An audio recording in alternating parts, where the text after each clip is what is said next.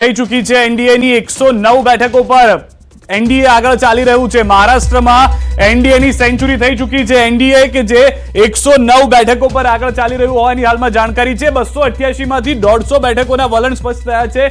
India ગઠબંધન 34 પર આગળ ચાલી રહ્યું છે, જ્યારે અન્ય જે છે તે 7 પર આગળ ચાલી રહ્યા છે। તો એક સારા સમાચાર એનડીએ ગઠબંધન માટે, એનડીએ ગઠબંધનના લોકો માટે મહારાષ્ટ્રથી મળી રહ્યા છે, મહારાષ્ટ્રની જનતાને લઈને મળી રહ્યા છે।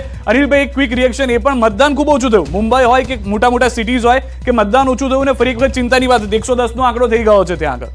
સામાન્ય રીતે કહેવાય છે કે મતદાન ઓછું થયું હોય તો સત્તા પક્ષને એમ કે નુકસાન થઈ શકે, એન્ટી ઇન્કમ્બન્સી કે એવું હોય છે, પણ આ વખતે એવું લાગે છે કે મતદાન ભલે ઓછું થયું છે, ઘણા વર્ષો પછી ઓછું થયું છે, છતાં જે રીતે વલણ આવી રહ્યા છે એ રીતે, અને માર્જિન પણ મહાયુતિ અને એમબીએ વચ્ચે માર્જિન પણ વધારે છે, એટલે એવું થયું નથી। સામાન્ય રીતે એવું કહેવાતું હોય છે કે ભાઈ વધારે મતદાન થયું હોય તો પછી એન્ટી ઇન્કમ્બન્સી આવી શકે, પણ અત્યારના જે રીતના જે આપણા વલણ આવી રહ્યા છે એ જોતાં એવું લાગે છે કે એ રીતનું છે નહીં।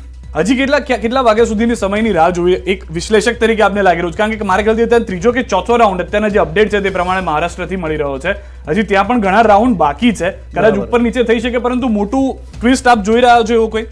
ના, મને નથી લાગતું કે એવું કોઈ મોટું ટ્વિસ્ટ આવી શકે, કારણ કે અત્યારે જે રીતે મોટા ડિફરન્સથી ચાલી રહ્યું છે મહાયુતિ, એ કારણ કે તમે જુઓ કે 114 ને 33 એટલે ઘણો બધો લગભગ 80 જેટલો ડિફરન્સ છે, એ જોતા લાગે છે કે કદાચ આ ચાલુ રહે, પણ કહેવાય નહીં ભાઈ, બેલેટમાં કેવું છે કે ઈવીએમમાં અલગ અલગ પોકેટ્સમાંથી ખુલતા હોય, એટલે ક્યારેક બની શકે કે પાછળના રાઉન્ડ જે હોય એમાંથી પણ એ થઈ જાય અને ચિત્ર પલટાઈ જતું હોય છે। આપણે ઘણીવાર જોયેલું છે કે મતગણતરીમાં એમાં થતું હોય છે।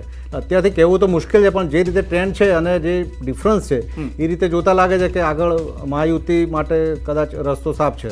ઓકે રાજગુરુ સાહેબ, અહીંયા બીજી એક મહત્વની વાત એ છે, ઝારખંડ ભલે એક વખત એવું થઈ ગયું હતું કે ભાજપ કઈ રીતે લડશે અથવા તો કેટલી બેઠકો પર લડશે, ગઠબંધનની પણ વાતો થઈ હતી અહીંયા આગળ, પરંતુ ત્યાં પણ એનડીએ માટે સારા આંકડા આવી રહ્યા છે ઝારખંડમાંથી। અત્યારના જે 20 બેઠકોના વલણ છે તેમાંથી 13 બેઠકો પર આગળ ચાલી રહ્યું છે। ચોક્કસ જો મહારાષ્ટ્રની રાજનીતિમાં તો ત્યાં મેં પ્રવાસ બી કર્યો છે અને મેં જોયું છે ત્યાંથી ઇલેક્શન વખત। ઝારખંડ હું જઈ નથી શક્યો, પરંતુ મને એવું લાગી રહ્યું છે કે પ્રજા બહુ શાણી હોય છે।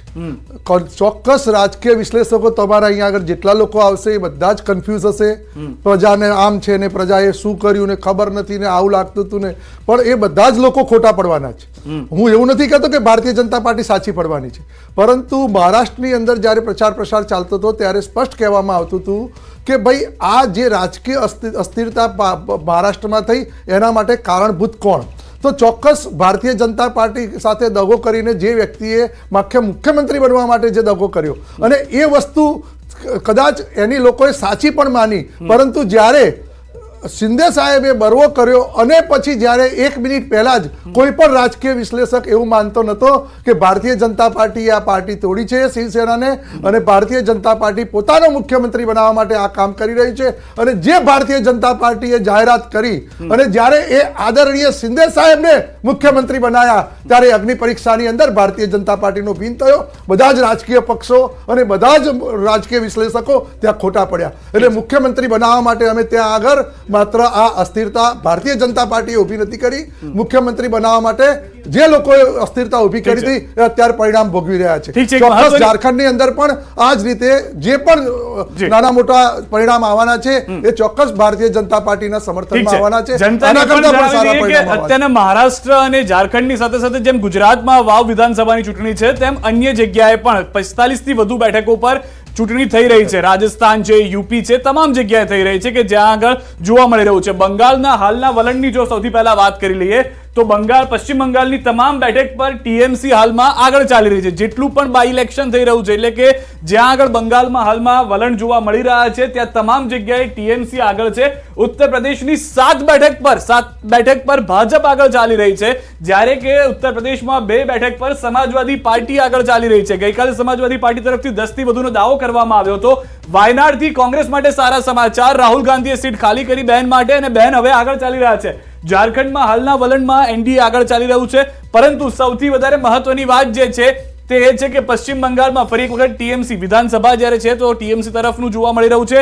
મહારાષ્ટ્રમાં મહાયુતિ એનડીએ 117 બેઠકો પર આગળ હાલના વલણોમાં જોવા મળી રહ્યું છે મહાઆઘાડી જે છે તે 35 બેઠકો પર આગળ ચાલી રહ્યું છે અને 7માં આધાર હજી 288 માંથી 157 બેઠકોના વલણ જે છે તે સ્પષ્ટ થઈ રહ્યા છે, જેમાં સેન્ચુરી એનડીએ મારી દીધી છે 115 બેઠક પર તે આગળ ચાલી રહ્યું હોવાની જાણકારી મળી રહી છે અને સૌથી વધારે મહત્વની વાત વાવથી પણ જે જાણવા મળી રહી છે કે જ્યાં કોંગ્રેસ આગળ ચાલી રહ્યું છે, ગુજરાતની એ વાવ બેઠક કે જે પણ ચર્ચામાં રહી, દ્રશ્યોમાં પણ આપ જોતા રહેશો કે ત્યાં પણ મતગણતરી ચાલી રહી છે,